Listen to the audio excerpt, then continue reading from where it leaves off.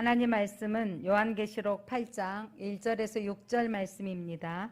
신약성경 406페이지 또는 407페이지 되겠습니다. 8장 1절 일곱째 인을 떼실 때 하늘이 반 시간쯤 고요하더니 내가 보매 하나님 앞에 일곱 천사가 서 있어 일곱 나팔을 받았더라. 또 다른 천사가 와서 제단 곁에 서서 금 향로를 가지고 많은 향을 받았으니 이는 모든 성도의 기도와 합하여 보좌 앞 금제단에 드리고자 함이라. 향연이 성도의 기도와 함께 천사의 손으로부터 하나님 앞으로 올라가는지라. 천사가 향로를 가지고 제단에 불을 담아다가 땅에 쏟음에 우레와 음성과 번개와 지진이 나더라. 일곱 나팔을 가진 일곱 천사가 나팔을 불기를 준비하더라. 아멘. 빛이 있으라. 빛이신 하나님이 오늘 또 요한계시록의 말씀을 통해서 이 마지막 때에 살아가는 우리들에게 하시는 말씀을 오늘 듣기를 원합니다. 오늘 이제부터 8장부터 9장까지는 나팔이 부러질 때 나팔 재앙이 기록되어져 있습니다. 일곱 인을 뗄 때 여섯 번째 인까지, 그래서 인이 떼어질 때마다 첫 번째 흰말이 나오고, 그래서 나오면서 거짓 선지자, 또 미혹하는 영, 붉은 말이 떼어지며 전쟁, 또 검은 말이 나타났을 때 또 기근, 그러면서 넷째인 청황색 말 죽음, 이러면서 다섯째인 때는 그 하나님께 찬양하는 성도들의 신원하는 기도의 소리가 있었죠. 그리고 여섯 번째 인이 떼어질 때 하늘의 별과 또 자연계가 흔들리는 사건들이 기록되어져 있습니다. 우주까지 그 혼란이 오는 것을 기록하고 있는데, 이제 일곱째 인이 떼어질 때 이제 일곱 천사들이 또 나팔을 불기 시작하는, 일곱째 인, 요한계시록에 나타난 큰 재앙들은 일곱째 인, 일곱째 나팔, 일곱째 대접 재앙으로 기록되어져 있는데, 그런데 여러분 이제 앞으로 읽어보면 인이 떼어지고 나팔이 부러지고 대접이 쏟아지는 재앙들이 기록되어져 있거든요. 그래서 이거는 시간 순으로 이루어지는 어떤 시리즈 재앙이 아니라 종말 때를 다양한 각도로 보여주는 각각의 시선으로 이해해야 됩니다. 오늘 우리가 살고 있는 우리 지금 상황을 보면 2022년을 살아가고 있는데 우크라이나와 러시아의 전쟁에 초점을 맞추면 그쪽인 지금 어마어마한 전쟁으로 인한 생명을 잃어가고 건물이 불에 타고 엄청난 그 전쟁의 고통 가운데 있고, 우리가 우리의 눈을 저 아프가니스탄으로 향해 보면 그 땅의 기근으로도 힘든데 지진까지 겹쳐져서 많은 사람들이 생명을 잃고 먹을 것이 없어서 고통을 받고 있습니다.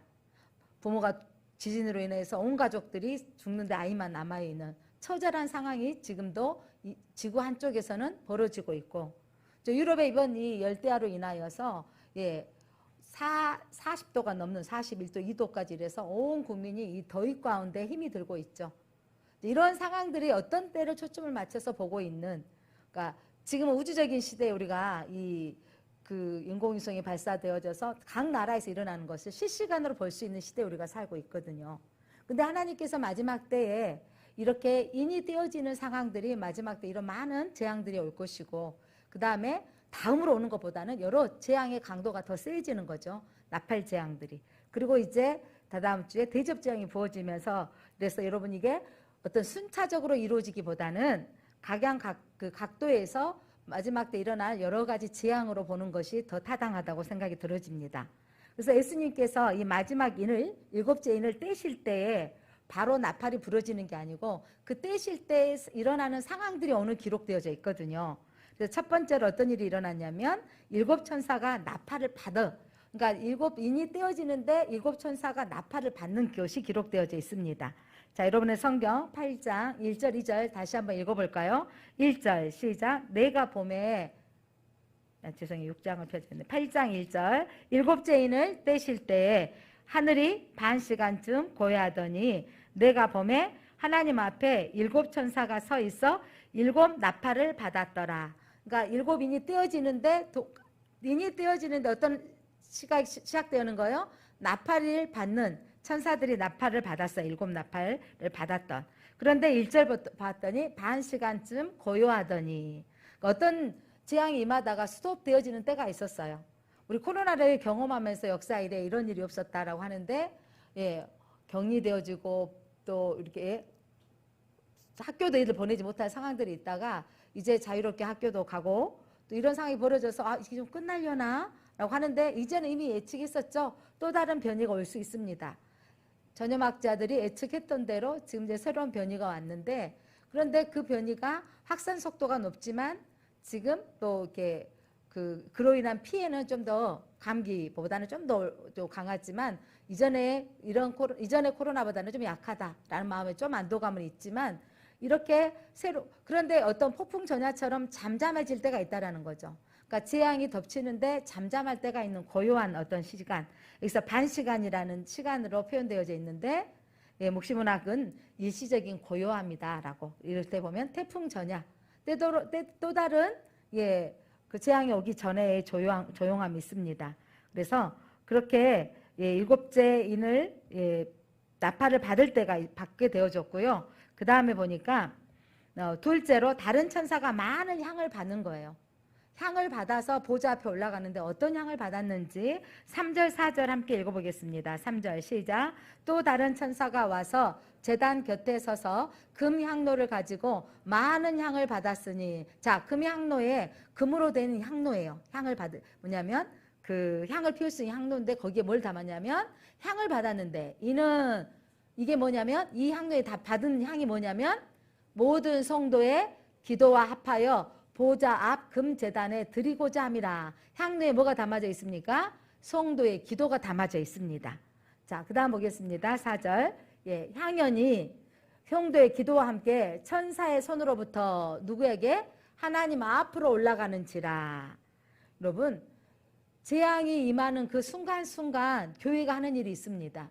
교회는 재앙이 또 다른 나팔이 부러지는 순간에 교회는 뭐하고 있어요? 성도들은 기도하고 있습니다. 그래서 여러분 이 재앙이 임했던 이 순간순간들이 우리가 계시록을 읽으면서 우리가 어떤 부분 진짜 봐야 될 초점을 보지 못하고 다른 것들을 보았던 것이 아닌가 싶어요. 제가 좀 그랬던 것 같아요. 계시록은 마지막 때 되어질 일이고 마지막 징조에 대한 부분에 너무 초점을 맞췄던 것 같아요. 그래서 전염병이 오니까 이게 진짜 우리 마지막인가 봐. 세계적인 전염병이 와서 이렇게 또 우리가 한참 또 보았잖아요. 물론 징조 중에 하나입니다. 어떤 땅에 막 지진이 일어나고 전쟁이 일어나며 야 이거 정말 주님 오실 때가 멀지 않았어? 라고 우리가 예측하고 보는 시각은 괜찮습니다. 근데 그때 마지막이다고 라고 머물러 있지 말고 계시록에 기록되어 있는 성도들은 뭐하고 있는 거죠? 나팔이 불기 전에 지금 성도들은 기도하고 있었습니다. 하나님께 천사들이 성도들의 기도의 향이 담아졌을 때 그 향이 하나님 보좌 앞에 올리는 거예요. 사랑하는 성도 여러분,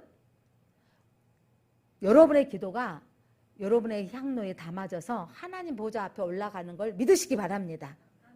근데 그 향로에 담아지는데 차곡차곡 채워지는 거예요. 기도의 분량이 채워졌을 때 하나님의 역사하심으로 응답할 때가 온다라는 걸 믿으시기를 바랍니다. 때로는 우리가 가끔 성도들이 기도를 열심히 해요. 이번만 되게 해주시면 내가 잘 섬기겠습니다. 이런 마음들을 고백할 때가 참 많거든요.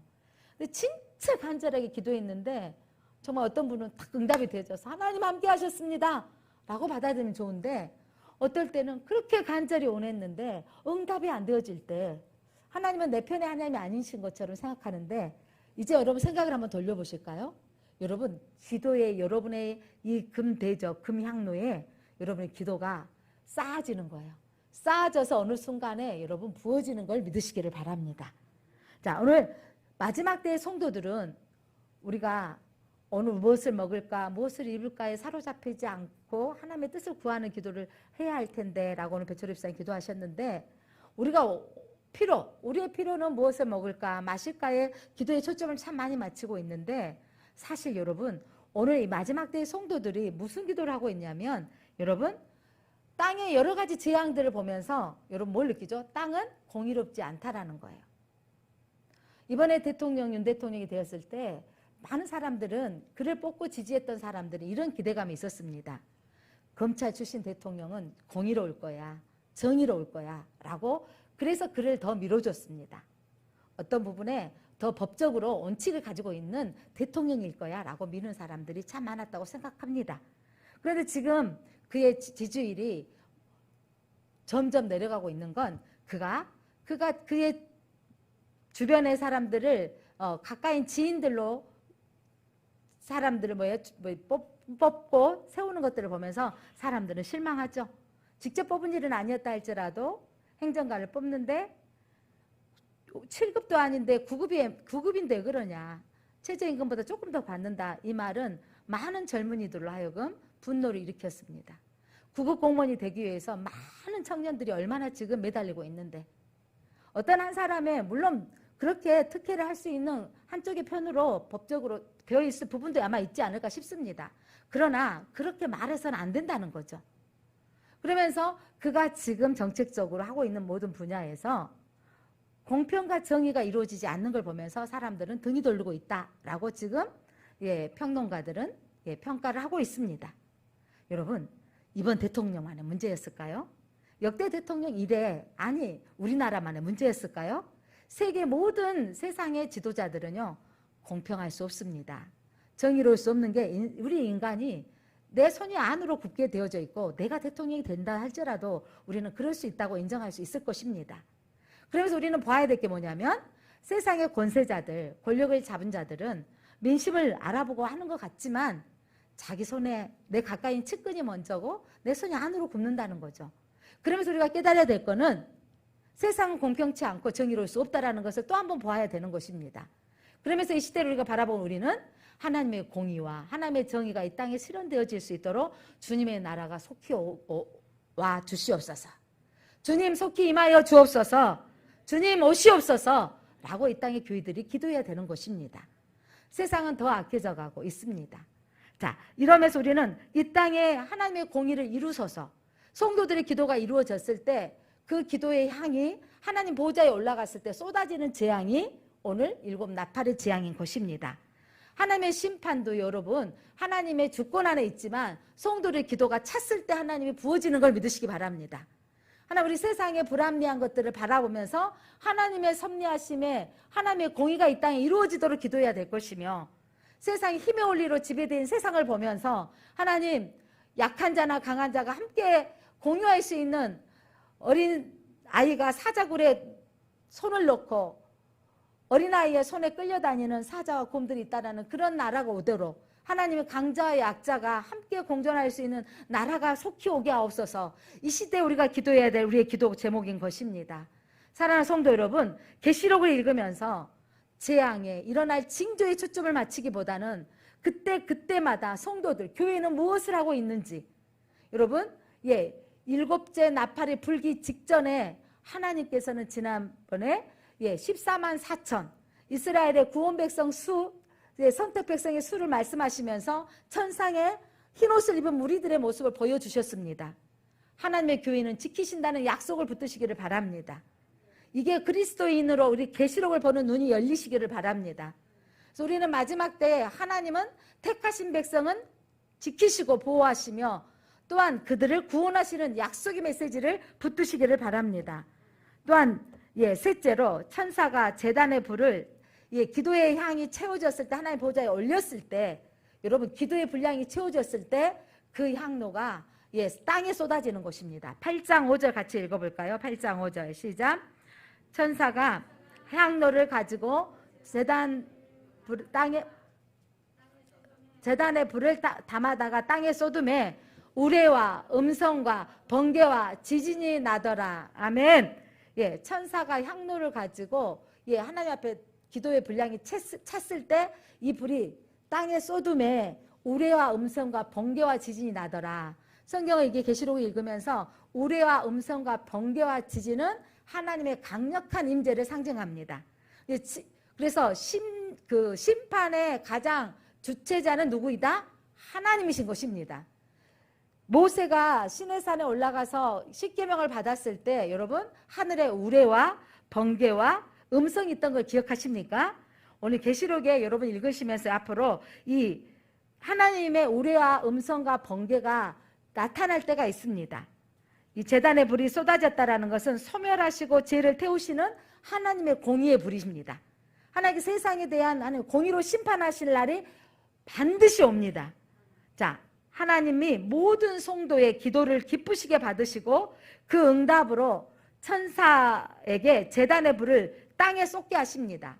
우리 마지막 때 우리는 성도들은 주 예수여 어서 오시옵소서, 이 땅에 불의를 보시고 이 땅에 정말 공평하지 않는 이 세상을 보시고 하나님 오시어서 이 땅을 통치하여 주옵소서, 이렇게 우리는 기도해야 되는 것입니다.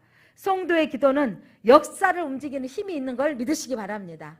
여러분의 기도는 여러분의 기도의 향로에 담아져서 하나님 앞에 그대로 천사가 올려주는 걸 믿으시기 바랍니다. 우리의 기도가 하나님 앞에 올려가는 거예요. 목회하면서 저는 기도도 못하는데 기도하려면 그냥 짧아서 할 것도 할 말도 기도할 내용은 많다는 거죠. 자녀들에 대한 문제, 가정의 문제, 할 내용은 많은데 어떻게 기도해야 될지, 어떻게 표현해야 될지. 어떤 분은 앞에서 대표 기도를 인도하신 분들을 보면 저렇게 기도를 잘할까라고 부럽기도 하지만 나는 기도가 안 된다는 말을 참 많이 듣습니다. 사랑하는 성도 여러분, 유창한 언어로 누군가에 잘 들려지는 기도가 하나님이 원하시는 기도가 아니라는 거예요. 기도는 여러분 그냥 남편에게 여러분의 말을 하듯이, 부모님에게 여러분의 말들을, 답답한 말들을 아뢰는 것처럼 하나님께 여러분의 말을, 여러분의 마음의 심중에 원하는 것들을 아뢰는 거예요. 그렇게 아뢰일 때 하나님이 들어주시는 겁니다. 그러니까 여러분 자꾸 듣고 표현할 줄 안다는 건 얼마나 중요한지. 여기 채원이 엄마 아빠가 있는데 지난주 월요일날 산기도를 갔는데 저기 식사기도 할 사람 그랬더니 채원이가 탁 손을 든 거예요. 손을 들어서 기도해라 그랬더니 이 아이 5살짜리가 하나님 오늘 이렇게 산에 와서 맛있는 음식을 먹게 해주셔서 감사합니다. 여러분 산에 왔는데 맛있는 음식을 먹게 해주셔서 감사하다는 말이 아무나 하는 게 아니더라고요. 상황을 표현할 줄 안다는 것은 자꾸 들어야 되고 그 상황들을 볼 줄 아는 눈이 떠져야 되는 거예요. 오늘 여러분 교회 왔을 때 어떻게 기도했습니까? 하나님 비가 오고 칙칙한 날씨지만 하나님 저희들 교회에 왔습니다. 저를 받아주세요. 이렇게 내 삶에 일어난 일들을. 근데 그 아이가 그 다음에 기도하기를 뭐라고 하냐면 하나님 저희가 사랑할 수 있게 도와주세요. 하나님 이 음식 먹고 건강하게 해주시고 오늘 목사님을 축복해 주세요. 아니 5살짜리가 목사님을 축복 기도를 하더라고요. 그러면서 하나님 우리 모두가 사랑할 수 있게 해주세요 라고 기도하더라고요. 사랑하는 성도 여러분, 이 아이가 왜 이렇게 할 수 있었을까요? 이 아이는 지금 어린이집에서 한희준 선생님하고 기도하는 방법들을 어떻게 기도해요? 얘가 지금 오빠들하고 지금 5층에서 지금 기도하는데 우리 학생들이 채원이가 중고등학생보다 기도를 잘한대요. 선생님한테 물어봤대요. 채원이가 다음 주에 기도 순서다 그랬더니 천주사님 어떻게 기도하면 돼요? 하나님께 네가 말하면 돼. 하고 싶은 말을. 그래서 하나님 언니랑 오빠랑 예배 드리는데 우리 예배를 잘 받아주세요. 이렇게 기도하는, 예배 잘 드리게 해주세요 라고 기도한다는 거예요. 자, 사랑하는 성도 여러분, 흉내 내기부터 시작합니다. 기도는요 따라쟁이부터 시작하는 것입니다. 여러분이 기도하는데 소리를 잘 들으시기 바랍니다. 그리고 또 여러분의 마음을 그대로, 내가 친한 언니한테 누군가 말하고 싶어서 언니 나 너무 우리 딸 때문에 너무 힘들어, 아니 우리 아들 때문에 어떻게 해야 될지 모르겠어, 이거를 그냥 말하는, 하나님 우리 딸 결혼 문제가 어떻게 될까요? 하나님 도와주세요. 하나님 우리 아들 직장 문제를 어떻게 해야 되죠? 하나님 도와주세요. 나는 뭐 금수저도 아니고 우리는 백도 없습니다. 하나님 도와주세요 라고 여러분이 하나님께 아뢰는 겁니다. 제가 산기도를 가자고 몇 분한테 말해봤는데 목사님 저는 기도를 못해서 못 가겠어요 라고 하는데, 여러분 유창한 기도로 따따따따따 하는 것만이 하나님 기뻐하는 게 아니라 머무르는 순간 앉아있어서 자연을 보고 하나님 참 아름답게 만드셨네요. 저는 그렇게 머물러 있습니다. 지난주에는 제가 찬양곡을 틀어놓고 앉아서 기도하는데 은혜 모든 것이 은혜였습니다. 그 찬양곡을 쓰신 목사님 곡을 계속해서 나오는 1시간 40분짜리 기도 찬양곡을 계속 틀어놓고 있어요. 근데 그분의 찬양곡 속에서 나의 고백이 되어진 게 하나님 정말 모든 게 은혜였습니다. 내게 주신 것이 하나도 우연이 아니고 하나님 은혜였습니다 고백하면서 나의 고백이 되어지는 것이고, 하나님 앞에 예수만이 나의 전부입니다 찬양하는데 무익한 종입니다라는 찬양이 흘러나오는데 정말 저의 고백인 것 같습니다. 하나님 무익한 종입니다. 이 마지막 때에 제가 사역을 여러분을 영적으로 하나님 앞에 인도하는 목사로서 제가 이 사역을 감당해야 되는데 하나님 제가 어떻게 해야 될까요? 저는 무익한 종입니다. 제가 어떤 재능도 없는 것 같고 제가 너무 부족합니다 라고 하는데 그 다음 소절이 뭐였냐면 하나님 저는 하나님을 사랑합니다. 하나님 저를 통해서 하나님이 드러나기를 원합니다 라는 고백 속에 저의 고백이 되어지기를 원했습니다. 하나님 저는 무익한 종입니다. 그러나 저는 하나님을 사랑합니다. 하나님 나를 통해서 하나님이 드러나기를 원합니다. 제 사역을 통해서 하나님만이 높여드리기를 원합니다. 하나님 그렇게 저는 쓰임받기를 원합니다라는 고백을 드렸습니다. 때로는 여러분 기도하는 게 여러분 찬송을 계속 읊조리면서 찬양을 하면서 하나님 기도를 드릴 수도 있습니다. 어느 순간 어떤 분은 기도를 할 때 도저히 되어질 상황이 아닌데 여러분 나도 모르게 기도하는데 하나님 이 환경 가운데 내가 뭐라고 기도해야 될지 모르고 남편이 아프고 열이 나고 힘든데 하나님 앞에 내가 죄인입니다. 하나님 나의 죄를 용서해 주십시오라고 기도가 터져 나왔다고 하는데 얼마나 은혜가 되어지는지. 내 남편을 치료해 주시고 열이 내려가게 해주시고 도와주십시오 라고 기도하기보다 그렇게 어떻게 기도를 해야 될지 몰랐는데 내 위해서 나도 모르게 하나님 내가 죄인입니다. 하나님 나를 용서해 주십시오. 하나님 지금 내가 살아왔던 것들이 하나님 매 순간 힘들었을 때마다 하나님 나를 도와주셨는데 내가 감사하지 못했습니다. 용서해 주십시오 라고 회개 기도를 하나님 시키시더라는 거예요. 자기가 하면서도 자기가 놀랐다는 거예요. 그렇게 기도하고 났는데 그 열이 39도까지 올라서 달달달달 떨리고 점점 열이 37도에서 머물러 있던 남편이 저렇게 해서 어떻게 살아날까 싶은데 아침에 일어난 딸이 아빠 살아있어요? 근데 열이 떨어져 있던 것을 발견했다고. 함께 예배했던 저희 가족들이 은혜를 받았습니다. 사랑하는 성도 여러분, 오늘 우리에게 어느 순간 나도 모르게 기도가 터쳐 나올 때 여러분 위급할 상황이에요. 여러분의 자녀가 물에 빠졌다고 생각해 보세요. 어떤 것을 머리로 생각하고 기도할 수 있겠어요? 하나님 살려주십시오. 뛰어 들어가야 부모 아니겠습니까? 여러분 기도는 다급할 때 하지만 여러분 또 많이 들어야 되고 또 하고 싶어하는 마음이 있어야 되는 거예요. 때로는 찬송만 틀어놓고도 저 기도가 나의 기도가 되어지기를 바라는 거. 여러분 계시록의 말씀이 어렵고 힘이 들고 제가 이런 설교를 하면서 여러분 7배 나팔이 부러져서 어떤 사건이 일어나는 것이 중요한 게 아니라는 거예요. 여러분 우리가 살고 있는 이 현 시대에 세상이 얼마나 악해져 가고 있는가를 여러분은 보면서 무엇을 해야 되는 거예요. 이 시대의 성도들이. 어떻게 보면 저는 징조에 대해서 나타날 상황에 대해서 자세히 준비하고 자세히 여러분을 알려주고 싶었지만 지금 이게 성도들이 이거를 말해주면 머리 아파하고 힘들어하는 거예요. 우리 영적인 수준이 어느 곳인가를 보건데 여러분 우리가 기도하지 못하고 있다는 거죠. 마지막 때 이 주님이 이 계시록의 말씀을 통해서 보여주는 것은 이때 징조들이 나타났을 때 7째 나팔이 불기 시작하기 그 전 단계에 성도들은 기도하고 있었다는 거죠. 그 기도가 천사의 손에 올려져서 보호자 앞에 올라갔을 때 기도가 찼을 때 이 땅에 하나님이 심판주로 오신다는 것을 말씀하고 있습니다. 이 시대를 바라보면서 여러분 휴유 축제가 일어나면서 한쪽에서는 또 기도자가 일어나서 기독교 단체는 기도를 했습니다. 엄밀히 따지면 여러분 성경은 믿는 사람에게 주는 걸까요? 믿지 않는 사람에게 주는 건가요? 성경은 여러분 믿는 사람에게 주는 거예요. 믿지 않는 사람 믿어지지도 않고 들리지도 않습니다. 그렇다면 동성애는 세상을 향해서 너희 동성애 하지 마라가 아니라 우리 그리스도인들에게 너희들 동성애는 죄악이야 하면 안 돼야 돼요. 이 시대 우리가 바라보면서 너희들 하나님의 말씀이 기록되어져 있으니까 동성애는 나빠라고 할 수도 있지만 사실은 우리 가운데 우리의 영적으로 우리가 껴있지 않으면 나빠라고 말할 수 있어야 돼요. 내 삶이 삶으로 되어져 있지 않으면서 세상을 향해 손가락질하니까 교회가 힘이 없어지지 않았나 싶습니다.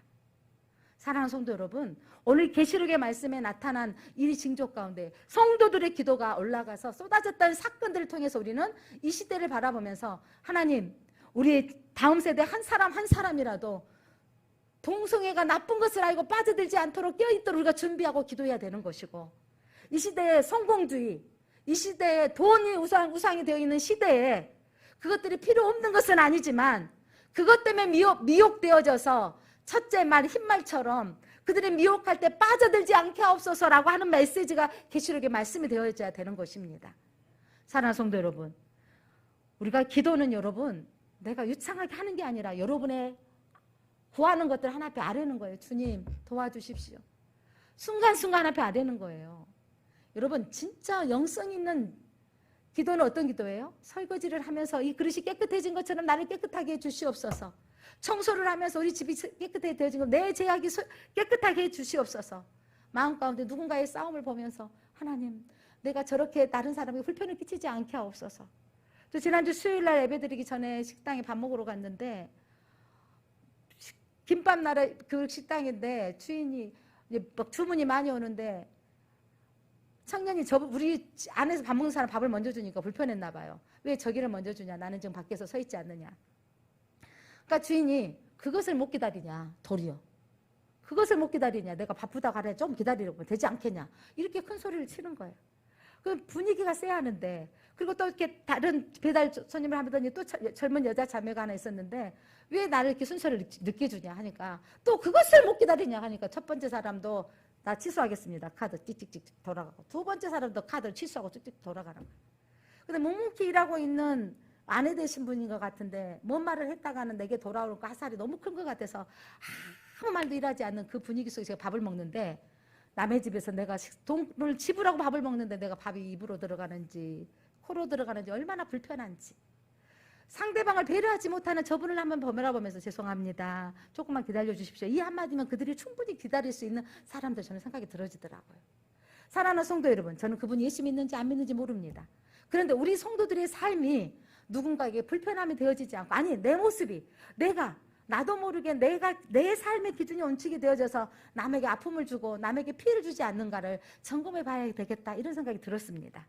사랑하는 성도 여러분, 세상을 향하여서 어떤 징조들이 나타날 때마다 세상은 마지막 때야 라고 너희는 지옥 가, 이게 중요한 게 아니라 우리 그리스도 안에 힘을 길러야 돼요. 영적인 힘을 길러야 됩니다. 성도들의 기도는 역사를 움직이는 힘이 있다는 걸 믿으시기를 바랍니다.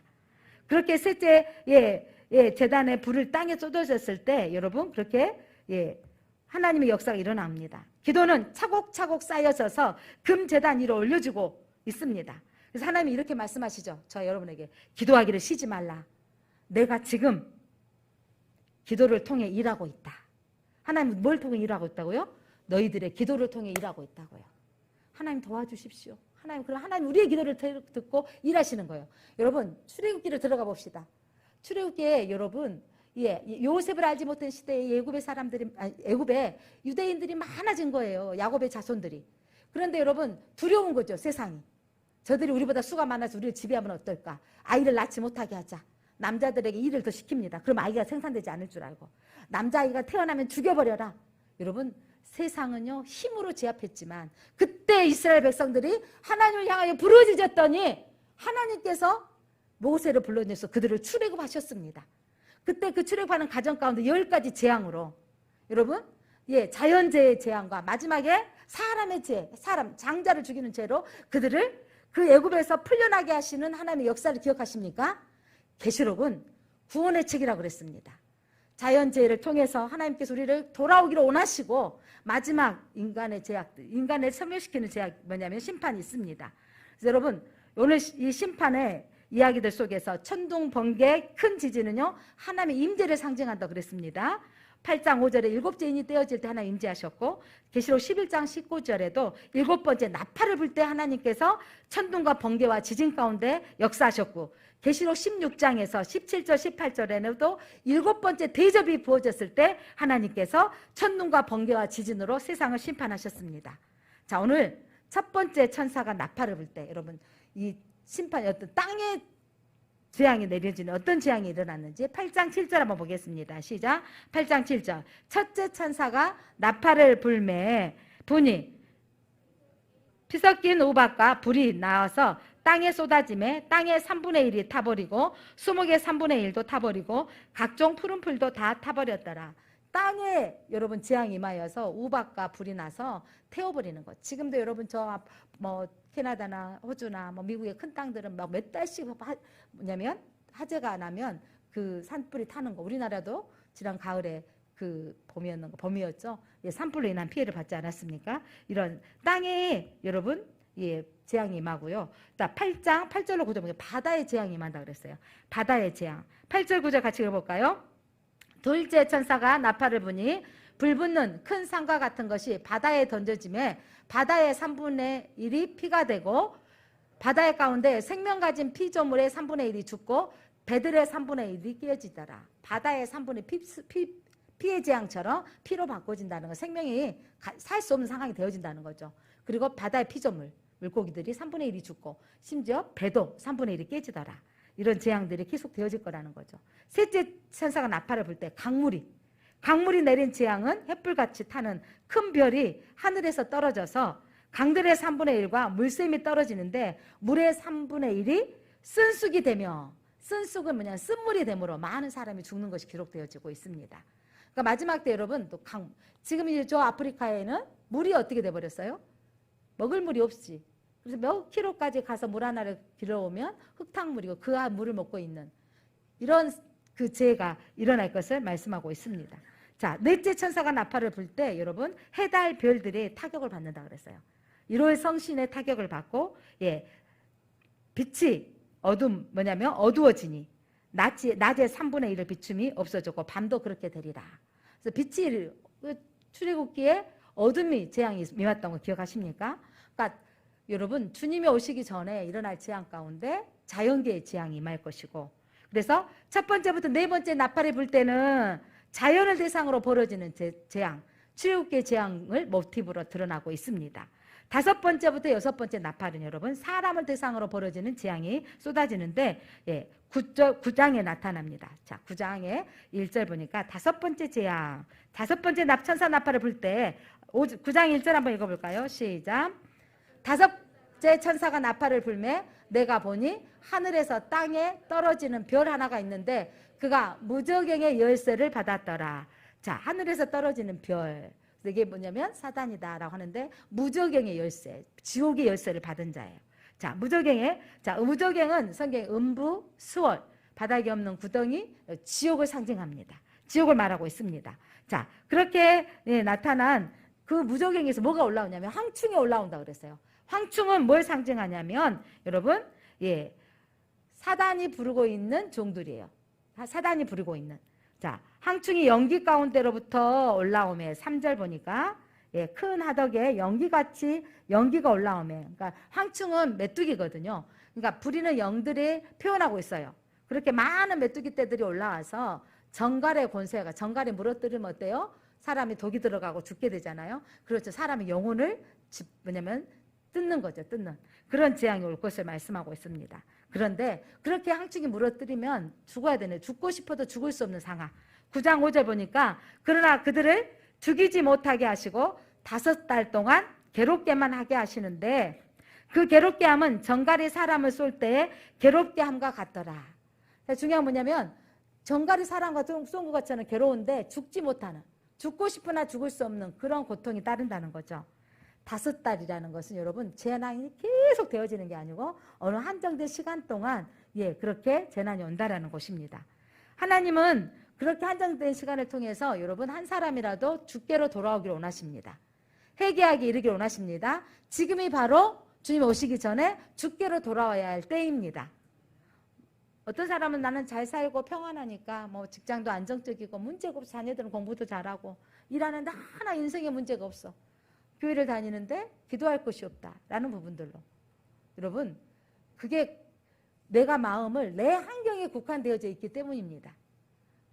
여러분 내가 평안하고 안전해서 나는 기도할 제목이 없는 것이 그게 복일까요?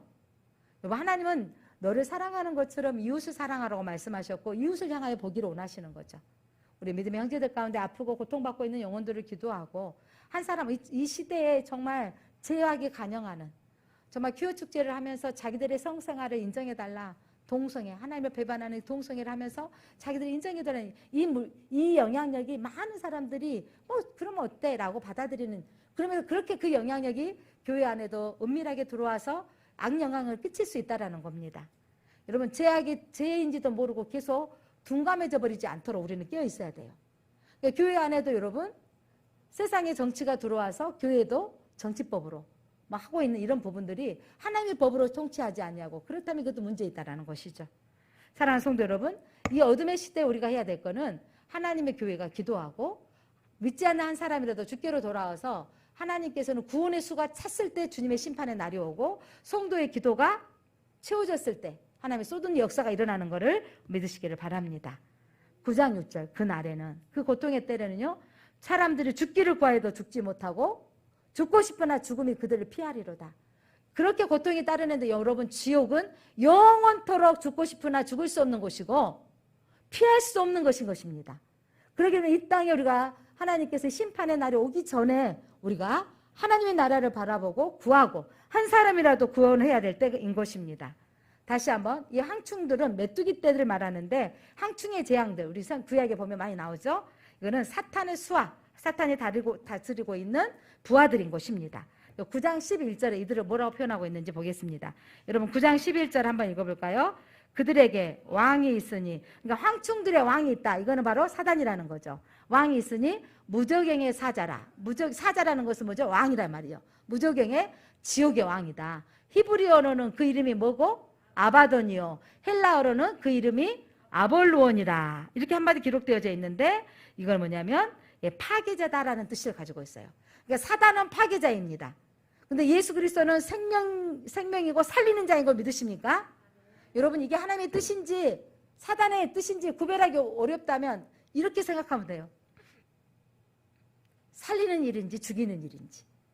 사단은 여러분 항충에 올라와서 물어뜯는 것처럼 그러니까 뭐가 물어뜯는다 그랬죠?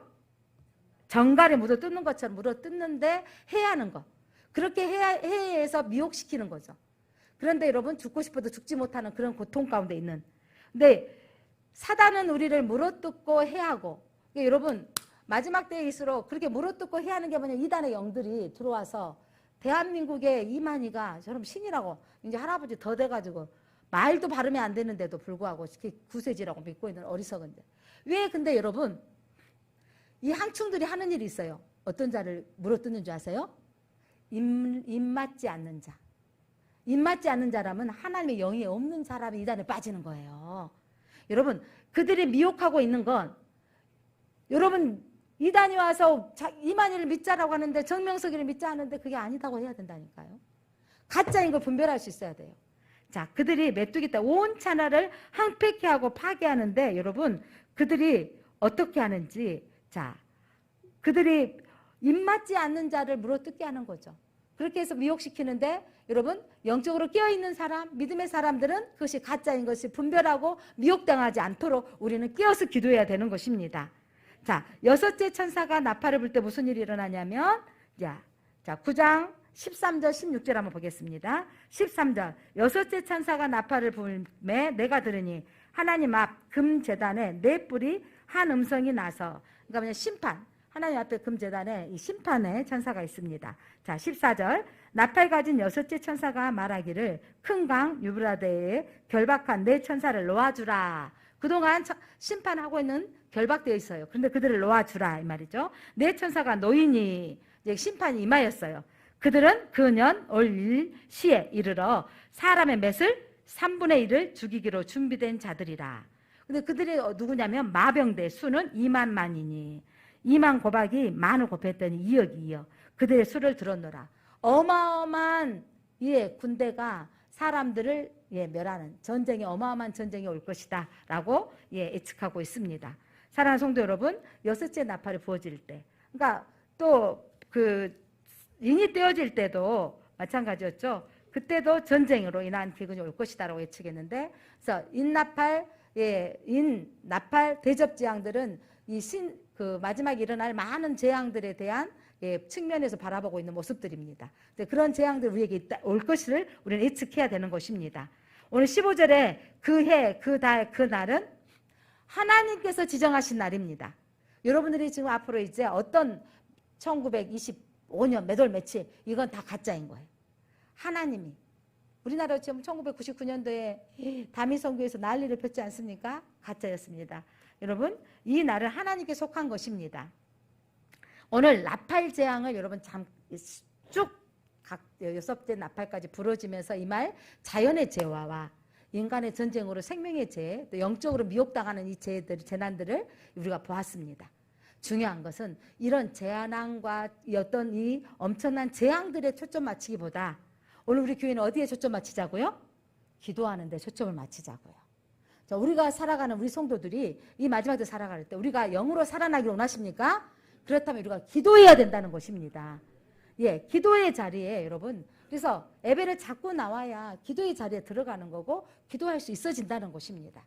사랑하는 성도 여러분, 그래서 여러분 내가 원하는 것들, 내 가정사만 기도하는 게 아니라 우리의 이웃들을 향하여 기도하고 또 이 시대에 일어난 일들을 우리가 보면서 기도해야 되는 거죠. 자, 오늘 우리가 기도 제목을 한번 살펴보겠습니다. 주님 오실 날을 준비하는 성도가 이 마지막 때에 사는 우리들의 모습입니다. 우리는 어떻게 살아야 되냐면 깨어있는 성도로 살게 하소서.